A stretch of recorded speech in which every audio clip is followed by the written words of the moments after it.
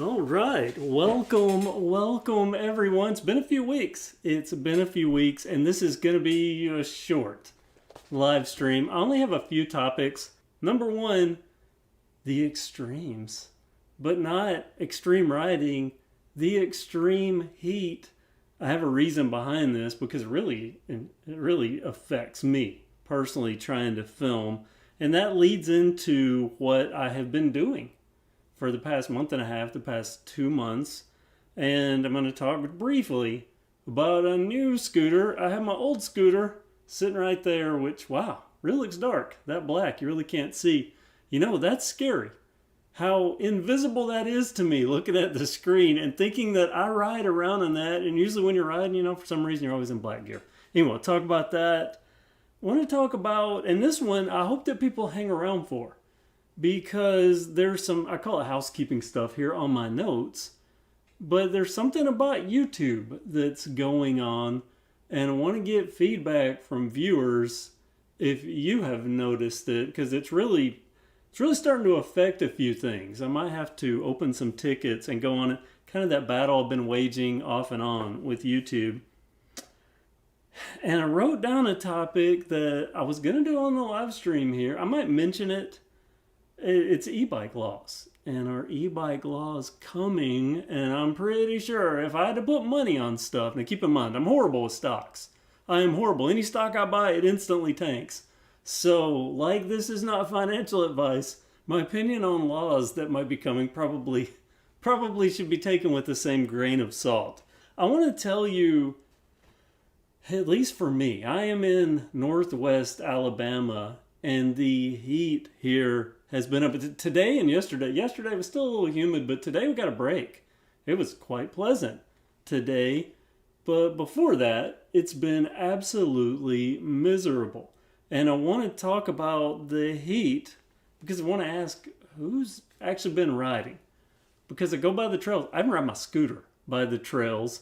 And it was only within the past week that I was catching anyone out there outside of maybe my buddy Tanner, that I'm pretty sure Tanner could ride through a physical hell and enjoy it. The dude, he can do anything. Do anything on a bike, will do anything on a bike. And yeah, he doesn't seem to bother him. But I'm one of those people. I'm going to give you a story here in a moment. I've shared it briefly, I don't know, in live streams, or if you know me, you've probably heard this story. But I just want to mention this 110 plus degree heat. That's pretty rough on a human being. And it's very hard when you're trying to pump up a hill on a mountain bike trail. And for those of you, I'm sure everyone here knows because we like bikes. But riding a bike, riding a mountain bike on a mountain bike trail, that's an intensive workout at the least. At the very easiest, even on a green trail, you can work up quite a sweat even on a cool day. So in extreme heat, I know that people don't ride bikes as much because when I was in college, I was working for a fish and tackle supplier in a warehouse, and I remember noting that it was so funny how they paralleled one another. It would be busy until July the 4th. Right after July the 4th, it was like someone flipped a light switch off, and it was absolutely nothing, a ghost town in that place. And cycling's kind of the same thing. They started about the same time, the end of February leading up. It's just this quick, everybody's riding, everybody's getting something new, everybody's doing something. And then right after July the 4th or around that point, and or whenever it gets super hot, which is happening earlier and earlier here, which kicked off. I think it was our May was really mild. We had a super hot batch, and then we had a really weirdly mild batch, and then just absolute baking. So people don't ride. And I don't ride, do you? That's something I wouldn't introduce. I've had people say, hey, can I borrow a bike? And we go out to the mountain bike trail. Yeah, no, you don't want to do that today. You don't want to do that today. Let's do it when it's cooler, because you get somebody out there and they're absolutely miserable. They're never going to ride again. And myself, the reason I have to watch it, and this really hurts me being someone that films bikes and reviews bikes, of course, we kind of had that glut where we haven't had any new bikes. That was our trail. But other than that, there's not been really any new big box bikes, Walmart bikes, that have rolled out this year. So it's been kind of a glut. So at least that part worked. But when it comes to actual riding, I have to watch it. Because years and years and years ago, I talk about my old Trek 4300 all the time. I love that bike. It was my first true mountain bike. Of course, I say that, but today, by today's standards, people would say you couldn't ride it on a trail mysteriously. But I rode it at Wildwood forever. I enjoyed that bike, but I can remember vividly, very, very vividly, the day that I suffered, I'll call it a heat event.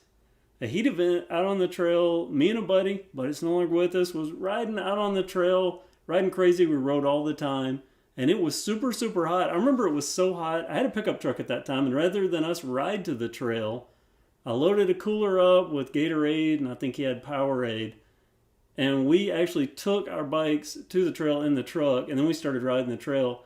And I can remember we got on the back side of the trail on some stuff we didn't normally ride and kind of got a little lost. And by the time we got back, at least to the middle of the trail, I remember stopping at the middle of the trail. And from the middle of Wildwood, the way back, now Wildwood has changed drastically. I'm going to mention that here in just a little bit. Wildwood has changed. As a matter of fact, let me show you something. This is a picture of Wildwood, and on the left, that was my buddy David back on the, I think that might have been the Pacific Evolution, but it's kind of a bad picture.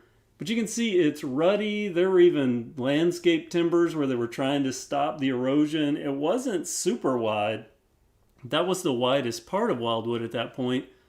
But kind of looking at the same angle is on the right with the Ozark Trail. And you can see what it looks like now. It's super smooth. It's super wide leading into the trail. So back then, we had the left side. We had the rough side. So coming back, even from the middle point now, you can absolutely just freely coast back down.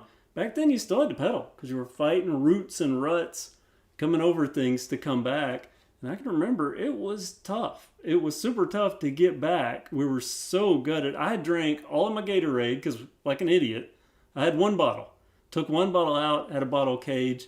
He had Powerade. He was an idiot because he didn't drink all his Powerade, where I had guzzled the Gatorade. So I knew he was hurting. I was hurting, I think, worse than he was. So we made it back to the truck, and I can remember this wasn't 110 degree temperatures like we're having now. This was, gosh knows, I'm probably 100. But I can remember making it back to the truck, laying in the bed of my Ford Ranger under the trees, just baking. And have you ever looked out on a super, super hot summer day, and you've looked at like concrete, looked down the street, and you can see those ripples, the heat skewing the background from the heat coming up? That's what it felt like. If I could have held my arm up and looked at it, I would have seen the radiating heat like rippling off my body. My entire body felt that way, and it was so bad that I can remember laying back, and thank goodness for my buddy that day, because I reached to that cooler and I put my hand in and I grabbed out a cold Gatorade, and he knocked it out of my hand, at least the best I can remember. I know he took it out of my hand at the least, and handed me the remnants of his Powerade off of his bike, and he said, "Don't drink the cold drink, you'll throw your system into shock. You are overheating, drink this." So I drank, and anyone that knows me, I don't drink after people. I'm germ aware, I will say. Howie Mandel would probably get along well with me. Absolutely. I can point out things Howie Mandel's doing wrong. But I'm very germ aware. I guzzled right out of his bottle, drinking that, and laid there until we cooled down enough that we could drink some of the other. And I've never been the same since. Riding out on the trail, I don't handle heat at all out on the trail. So if you do, more power to you, and that's great. But for me, it's very difficult in the summertime in Alabama in the humidity, especially filming. The only trail riding I have been able to get in is not before dawn. If I get out as soon as the sun rises, I can go out and I can make a quick loop. I don't know, I have about 30, 45 minutes to goof around on the trail, but I can't film on that because it's right at sunrise and I'm under a canopy. So it's, as far as the GoPro is concerned, it's dark outside. No GoPros. They don't like low light. Of course, the new GoPro 12, I'm hearing, at least in the marketing, that it does better in low light. But I haven't been able to film even when I get out on a ride. And I have learned There's a switch that happens here in Northwest Alabama right at 8:30 a.m. Right at 8:30 a.m. I can be out on the trail and be like, okay, it's morning. It's still a little, it's humidity, but it's not bad. It's got that morning crispness in the air, at least for a hint of it. And then a switch happens right at 8:30. I can be out on the trail and just feel all of a sudden like I'm just radiating that heat.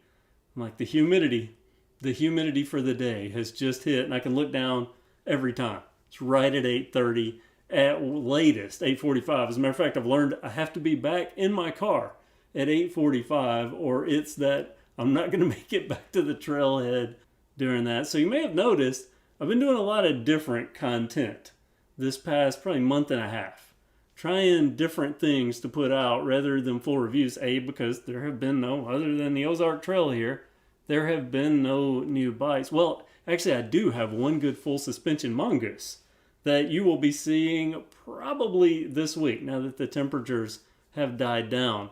So there is that one, but other than that, really, there hasn't been anything. Well, a couple other mongoose bikes that go along with that one that you'll see in just a snippet. But that's the one to focus on, the one that you'll be seeing. So other than that, it's been hard. I've been filming e-bikes. I've been filming a lot of e-bikes. So you'll see that content coming because easier riding, that's what's coming out. That is what's coming out. Just e-bike after e-bike after e-bike. So what have I been doing? I want to ask you what you've been doing. I'll tell you what I've been doing. Talked about the riding early morning, reviewing some e-bikes, which is kind of funny because I went for about a month and a half and the only bike that I got was that Mongoose full suspension. And it was so hot that I couldn't get out to do the filming that it deserved because I was having to ride in the early morning. So I have that, but other than that, I did get a new scooter. This is my old scooter, the dark one, and I kind of mentioned that leading out. Does this look, at least on my preview window here, that's super dark. I can barely see where that tire, and that's the tire from an e-bike. I can barely see where this scooter ends and that stuff begins. So that is really scary. That every scooter that I have owned, well, not every one. I've owned some yellow scooters and so on, but most of the scooters that I have owned have been black. And looking at this, I mean, can you see? Like, I can barely make that out. That's a red bike, and I can still barely make out where this scooter starts and ends.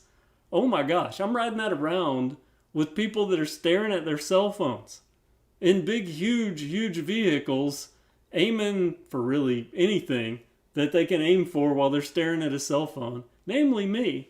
And I'm on that black thing with a black backpack. I ride with a black backpack. I try to ride bright colors. As a matter of fact, I've been riding, this is Helmet Head, I've been riding, and I try to do the bright colors, but I have on a black backpack. So on this black scooter with the black backpack, really only have the arms hanging out, and even that's like this. So just a little bit. Scary. But I've shown that's my Rough House. My genuine Rough House 50cc, the fastest two-stroke that you can buy currently. The last of the two-strokes, and it's Buddy, the Buddy genuine Buddy, this Rough House, but this a little faster, has the 12-inch tires.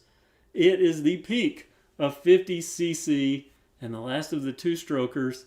But I discovered it's just not cutting it for me for what I want to do. And I have scooter buddies, and I've got that urge to ride with. I rode with my buddy Miles. I haven't ridden with Miles in, I don't know, I think it was 4 years. I haven't had a scooter, maybe 3. And I haven't ridden with Miles in all that time. We actually got to get out and ride. I was hanging a ride with him. It was so fun on the new scooter. And if you don't know what my new scooter is, I actually teased it in one video, I believe. I think I showed it. But it's another genuine product. And I got criticized because I said genuine. If you're from Alabama, genuine, it's the same word. It's just however you want to say it. And we'll go back and forth in the same sentence. We might say genuine at the beginning and genuine at the end or middle of the sentence. It's just the way things work here. And I would recommend that if you're ever in Alabama, you can point it out if you're not in Alabama. But if you're ever in Alabama and someone says genuine, don't correct them. don't correct them might not work out that well.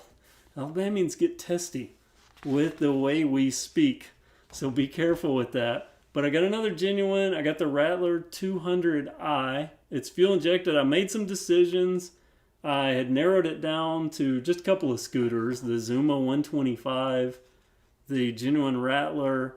I was actually looking at the Lance PCH 200, and of course, Vespa. I was looking at the Vespa Sprint 150S. Made a new buddy at Scooter Stop. Got a great deal on the Rattler.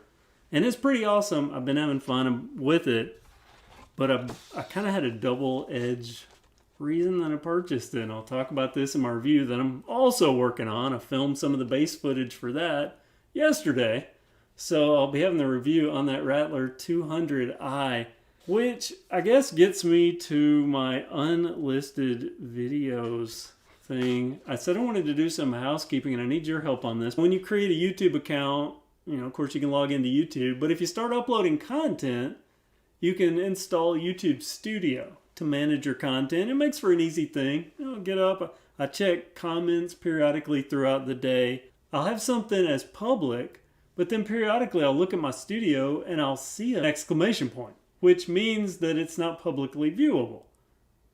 But I refresh and it comes back. And I've started looking through my videos, and it seems that at any given point, I have hundreds of videos, like 600, I think over 600 videos, I think. Yeah, over 500 for sure. Maybe it's over 600.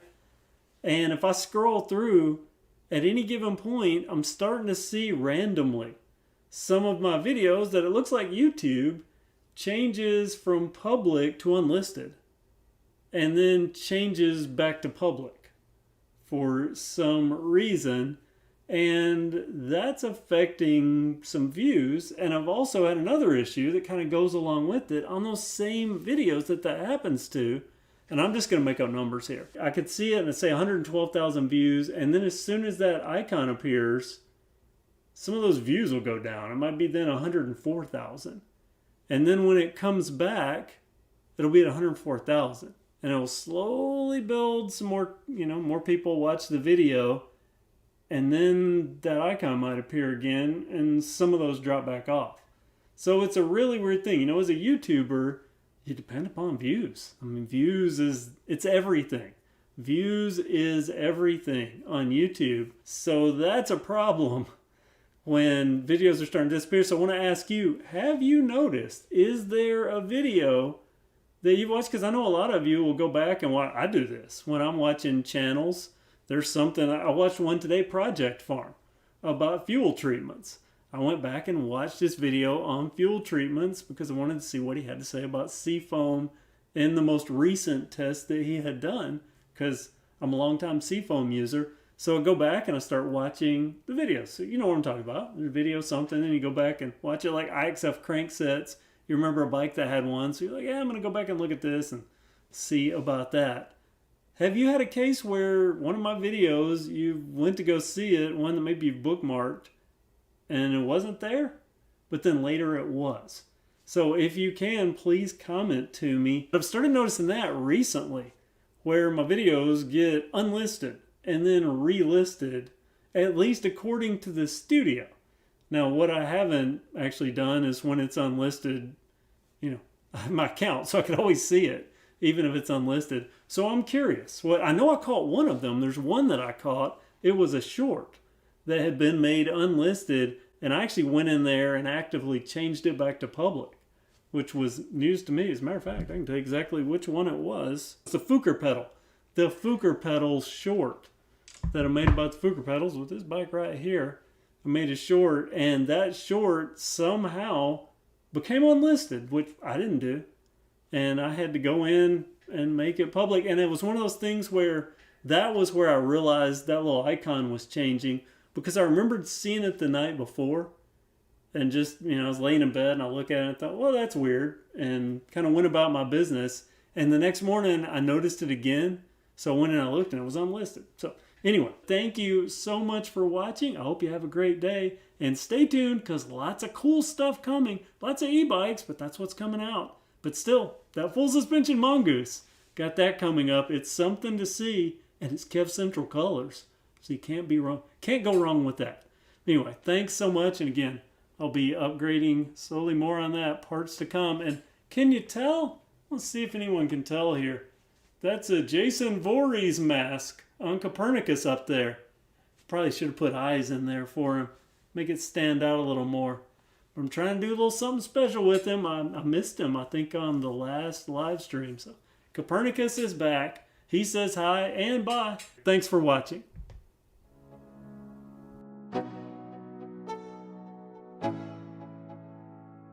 Let's go. Yo, I'm like an addict, do I gotta have it. I ain't even playing, got a really bad habit. If it moves, gotta grab it. Fuse like a magnet, lose, won't have it till I'm doomed in a casket. I ain't playing.